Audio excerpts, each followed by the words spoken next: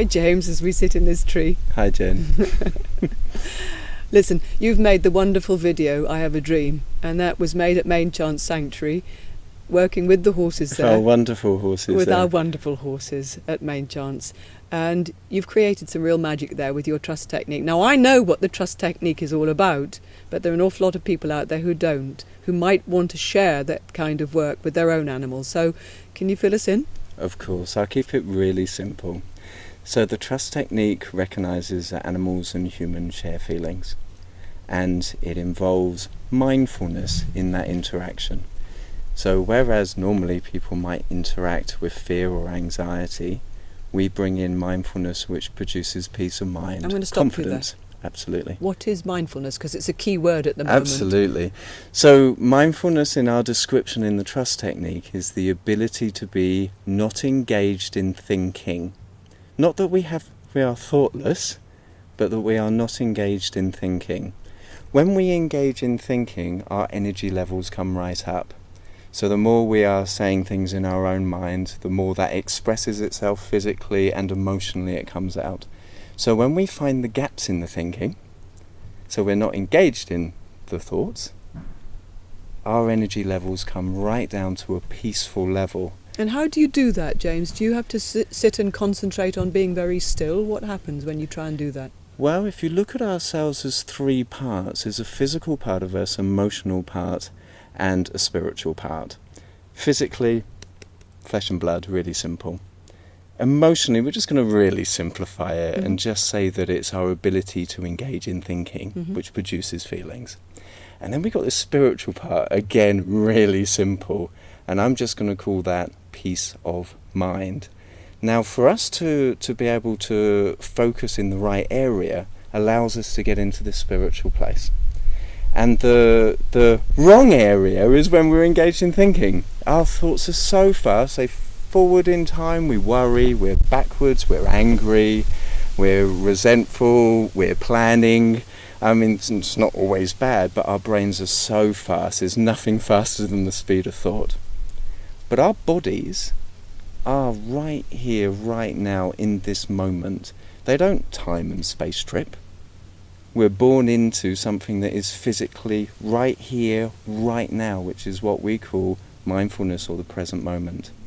And by focusing on keeping incredibly still, we can enter that mode really easily. And is that why you see in the video people sitting on the ground, just apparently sitting, staring at the ground or at the horse? Yeah, is that what they're doing? Well, they're not actually staring at the horse. We have a very specific way of delivering the present moment, and it's based on regard. So it's going at the animal's pace. We reduce thinking levels in a true regard sense, which is very rare in the animal world, because normally our agenda is what animals have to fit into. And by practicing mindful regard with animals, then what we're actually doing is working at their pace. And if I've understood it, regard is observation and empathy and that terrible word respect, which implies all sorts of other things as well, which is why we don't use respect, we use regard. But it's that total package of really reaching out to the animal and understanding it. Let me put it in real simple terms. When we're really mindful, what we're actually saying to the animal that's around us is right now be peaceful. Now, as you know, and I know, if we're upset about something and you have some person come over and just go, well, just be peaceful, we tell them where to go. So when we create this space, if you've got a very anxious animal and they are unpeaceful and you get mindful and present and you start bringing it down, they will start to relax and they'll go, oh, I can't be this relaxed around people. And it's at that moment we break away and we regard them. We wait for their stillness and we keep bringing their minds further and further down until they can experience pure peace. Now, pure peace for an animal that is being rehabilitated is the fact that they will actually go to sleep next to a person. A very upset animal like our big Ernie, when we started working with him, he was 18 hands and wanted to kill people. The first time he went and relaxed, when he woke up, the first person he saw was me. And somewhere in his mind he had to go, well, wait up, I've just gone to sleep next to this guy, he's got to be okay. So we take their mind right down so that it produces a true state of trust. Because here's another example. You're a passenger in a car. You're not sure if you trust the driver, but you're exhausted. So you start nodding off and you go, no, I can't go to sleep. I can't trust them. That's very similar to a very emotional animal, and it might not be even worried about people, it might be worried about an environment, and that's how we regard them. So in that first statement in the I have a dream, is that I have a dream that all animals be treated with mindful regard, is where what that expression is. But the true sense of the matter is that we can truly work at the animal's pace. Because if we slow down, we can see their pace. Well, there's a lot of discussion at the moment in life about finding the stillness, and in the stillness you can think properly, as it were, and feel and be clear. So that makes total sense. But James, you work with other animals, don't you? It's not just horses, so do you want to tell me about that? Yes, my career has been based on helping people with their animals, so pets, so horses, dogs, cats. But we've also done some really interesting, on that level, we have to help people to help the animals. You can't just go and mend an animal, because if you don't change the environment, the animal will change back to its old behaviour. And there's such an interaction with people. So we actually teach people how to do this. It's one of our biggest pushes at the moment, is to actually really educate the world with the trust technique. We're offering the free video course to be able to do that, which has been wonderful. But yes, we help the people that help the animals, but there was a lovely time that we went and worked with lions, which didn't have any people associated, and it was fascinating. I've never worked with lions before. And we arrived at the park and started getting present. Lions would come over every day, like an acre's worth, just to come and sit down and have their daily session. It was fascinating. But there was one lion there that probably would really highlight what the trust technique is, and it's the first lion. It's the first videos on the course, which is Aris the lion. Now, he was known as the invisible lion because he would literally, you couldn't see him. He had an acre of land and he would just hide in the grass. Nobody saw him.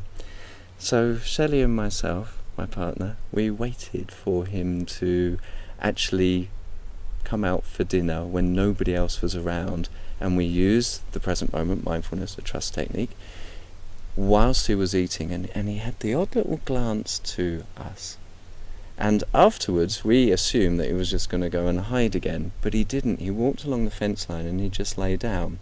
So then I went and joined him, and for the first time ever this lion looked at a human and felt peace, and it was almost like he was looking straight into my soul. You could feel the onion layers all coming off, and there was an element of play, there was rolling. It was a very magical moment. Now, we had dinner then, it was the end of the evening, and we went back to the park, and there was a lovely barbecue. We were staying right in the middle with all the lions. I couldn't stop thinking about him. So much so, Jen, that I had to actually get up, not have dinner. I grabbed the camera and I went back, and he was waiting for me. He was thinking of me as much as I was with him. I would imagine it's the first time he's ever felt true peace, and you were able to actually show him that space by giving it to him, by becoming present, by finding that peace within yourself. You shared it with him and he entered that space. Absolutely. And I would think his mind was quite blown. Well, you see, a lot of rescued animals, the problem is people. Yeah, of course it is. The problem is people anyway. they've been abused by people. So when a person makes them feel peaceful, they have a process that goes on in their mind. Their memory is, I shouldn't be close to this person, but their experience is saying, I feel incredibly peaceful with you now. Well, your story about Aris reminds me of the 9 months work you did with Gwen at the sanctuary. With the same thing. There was a point during that 9 months where you let her work at her pace, despite everybody else saying, oh, you've got to do it quicker, blah, blah, blah. And I remember a point where you said, Jenny, she wants it so much.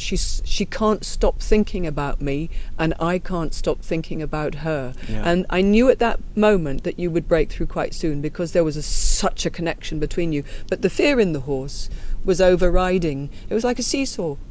The fear, every time she went, oh, I'll do it, it flipped back. And then you just knew that the seesaw would go that way, and she let you. I was blessed to work with Gwen. She was one of the most sensitive animals I've ever come across. This little gypsy cob had been so abused. I mean, we all know the stories, but I know others don't.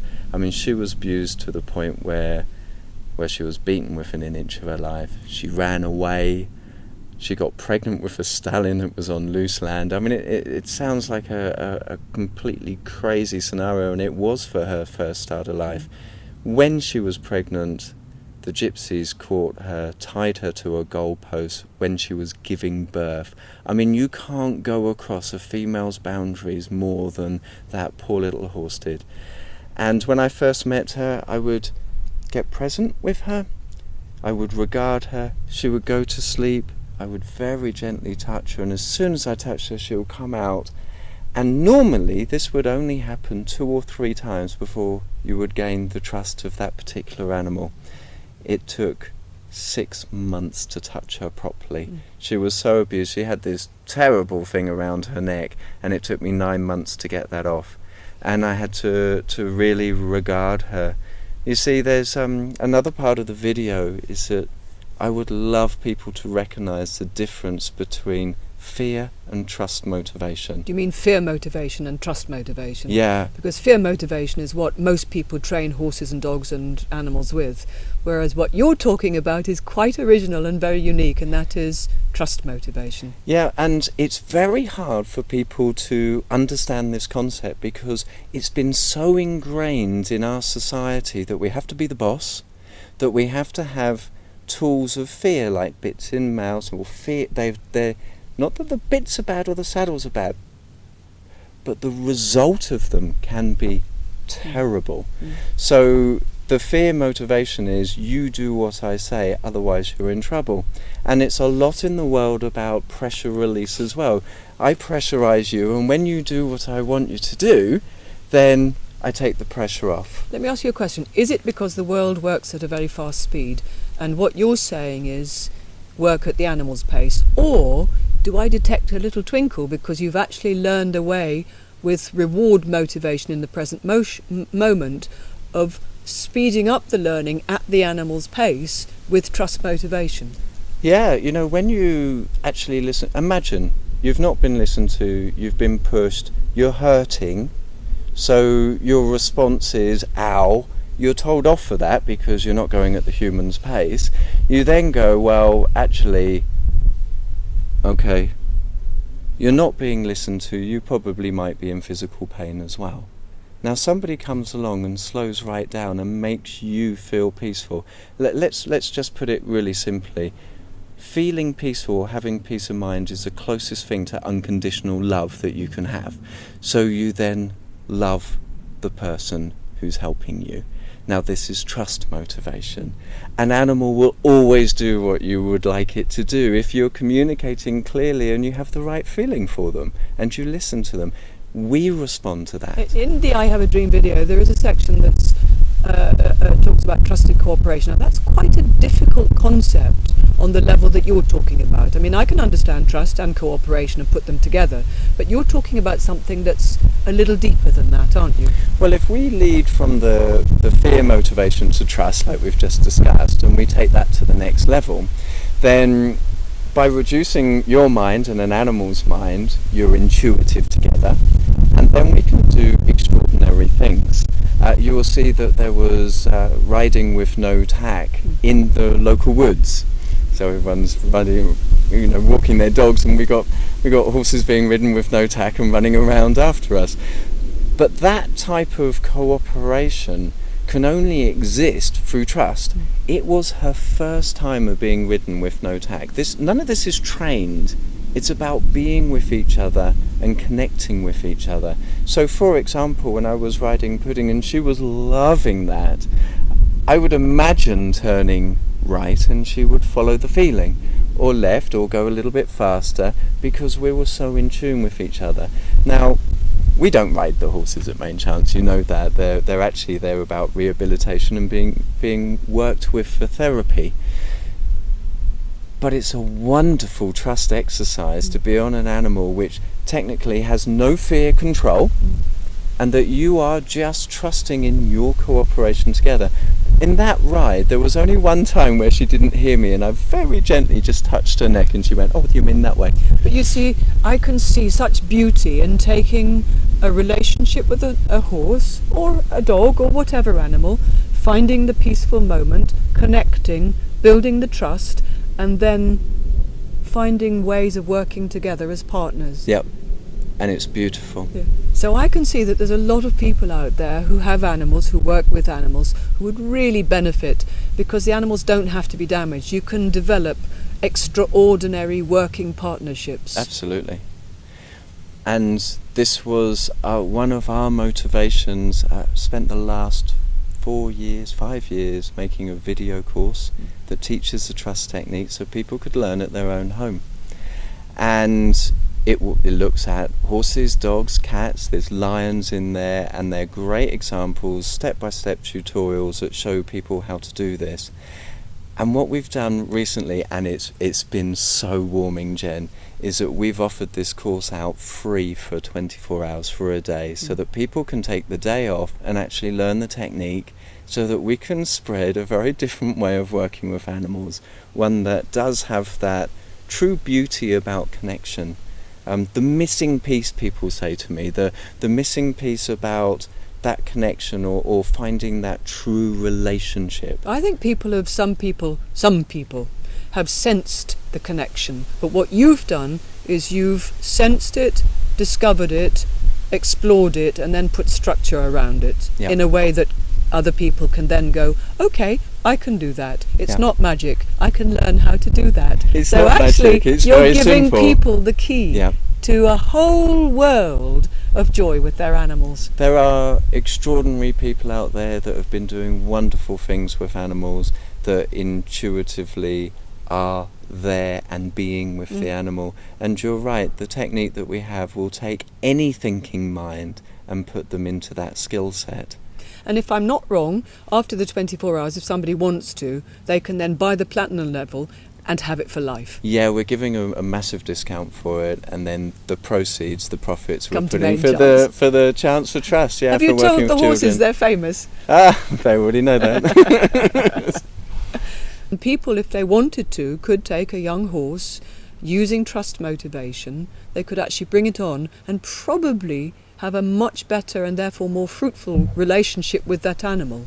Most definitely, and that's the visuals that you see in I Have a Dream, even though they were abused animals. It's a whole different connection. Here's the bit that really excites me. I've been teaching animal communication for the last 16 years to thousands of people, vets, trainers, pet owners, professional communicators. That level of communication happens when you've got a quiet mind. You can connect to an animal's feeling. What the trust technique does is it develops that further, because you reduce an animal's mind down as well, and the human's mind is really peaceful, which means that both parties are intuitive. There is this gateway of communication which is available to us. You know that feeling when you know someone so well that you just work with each other without having to talk? It is on that notion.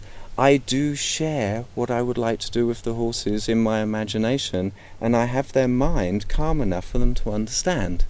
And that is the beauty that totally outrides any type of motivation of fear, because there's just no benefit to that when you experience this newer way. Well, with fear comes either shutdown or resentment and all of the anger, fear, aggression. And this works with people as well. If you change people in a lasting way, they will treat other people differently as well, and so the pond is rippling on many, many levels. Chance for Trust program, which is exactly what you're saying, which is how children can learn the present moment, peace of mind, work with horses, and understand that actually if you don't react and you stay peaceful, you can be in control of your emotions.